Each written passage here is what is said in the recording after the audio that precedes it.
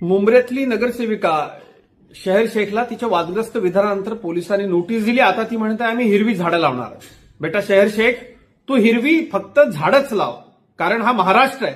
हा महाराष्ट्र छत्रपती शिवाजी महाराजांचा आणि धर्मवीर छत्रपती संभाजी महाराजांचा महाराष्ट्र आहे. आपल्या पूर्वजांना कधीतरी विचार, जगातला सगळ्यात मोठा बादशाह लाखोची फौज घेऊन हा महाराष्ट्र हिरवा करण्याच्या उद्देशानं आला होता. त्याला या मातीत आम्ही गाडलं होतं.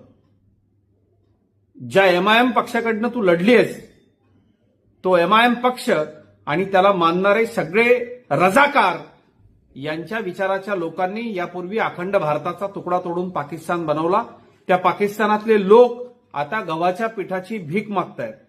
जर इतकंच हिरव्याचं स्वप्न असेल तर तुम्ही पाकिस्तानामध्ये जा, पण या महाराष्ट्रामध्ये अशा पद्धतीनं विचार करणाऱ्यांची परिस्थिती ही अत्यंत वाईटात वाईट होईल.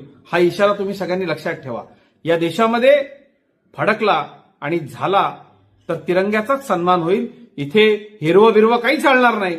भगव्याला मानणारे लोक तिरंगा आपलं बलिदान देऊन श्वासानं फडकावतात.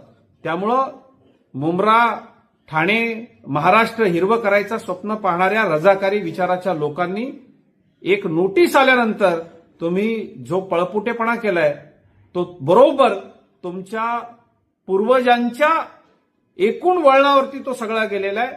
या मातीमध्ये या हिरव्याच्या पराजयाचा इतिहास आहे. इतिहासाच्या पानामध्ये चाळून बघ, आपल्या पूर्वजांना विचार, आणि ही हिरवाईची स्वप्न फक्त झाडं लावण्यापुरतीच मर्यादित ठेव.